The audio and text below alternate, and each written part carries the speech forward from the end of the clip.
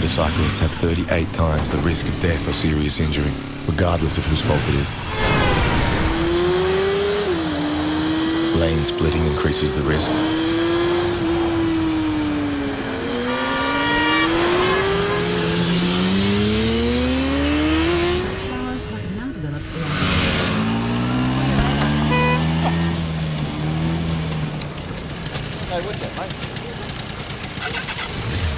Not wearing protective clothing increases the risk.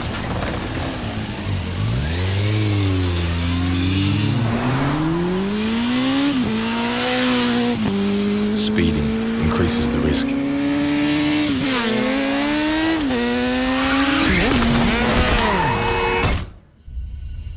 It's up to you to reduce the risks.